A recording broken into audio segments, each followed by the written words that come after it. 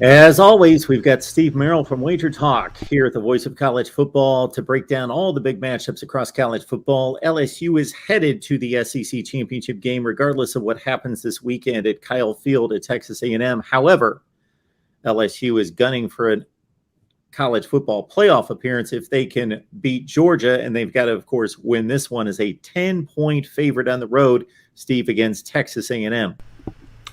Yeah, I mean, Tennessee's loss last week against South Carolina not only knocked the Volunteers out, but it definitely left the door open for LSU because it was going to be really, really hard to put LSU ahead of Tennessee, a one-loss Tennessee team, since they got blown out by Tennessee. So the season is definitely still open for LSU. You know, USC, we talked about the USC Notre Dame game on the other channel as well.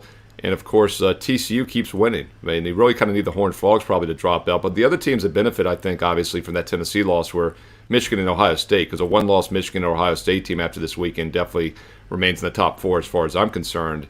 I even probably thought they should beforehand, but now it makes it a little easier to keep them there. With that said, LSU has to keep winning, though. They should win this game, at least based on my math projection, and the point spread, being at 10 here shows that this is a winnable game. But you just got to wonder if this isn't the bowl game for A&M. And my math projection is just 8.8. So I do think the line is a little inflated based on recent results, and not only LSU winning, but A&M struggling this season. This is a Texas A&M team that, to be honest, had playoff aspirations when the season began. They've underachieved probably more than any team in the nation this year. And often those are the type of teams that do toss the towel in the season. A team that had playoff aspirations can really be a bad beat for you down the stretch, and that was the case with A&M as they were just 3-7 until their win against UMass last week. And once again, not an impressive showing. They won 20-3 against a terrible UMass team who was over a 2-touchdown home dog to Army this week, and A&M was a 32-point home favorite in that game. And we talk about this a lot, Mark. It's always a red flag for me, especially late in the season when a team does not even come close to scoring what the point spread was. 32-point favorite, they only scored 20 points. They have only covered once in the past 2.5 months against the spread.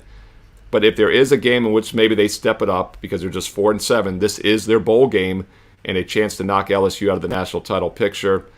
They don't throw the ball well. That's been a huge problem this year, offensively challenged to say the least. So if they get behind, they're going to have trouble catching up. So the key here is to keep the game close. I do think the Texas A&M plus 10 is somewhat correlated to the under in this game as well.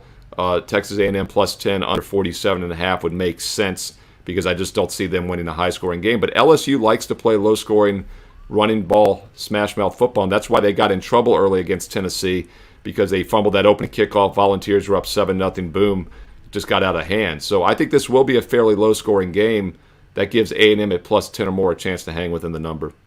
You can correlate the talent rankings, 247 Sports, based on the recruiting directly to the top 10 or 15 teams in the nation. But the one aberration is, of course, this Texas A&M team that is the fourth most talented team in the country, according to the recruiting rankings. And they have just disappointed beyond belief. Yeah, Steve, I was just shocked, obviously watching a lot of other more meaningful games and seeing 13-3 in the fourth quarter over UMass, inexplicable. But LSU, Texas A&M, we'll see if the Aggies and all that talent shows up for one last shot in the 2022 season. Catch Steve's work at wagertalk.com. It's wagertalk.com for not just college football, but the NFL and NBA. You get all of Steve's takes as well as his money management system right there.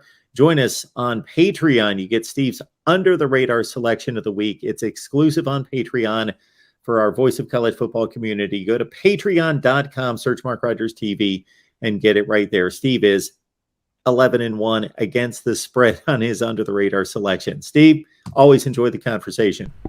Thanks, Mark.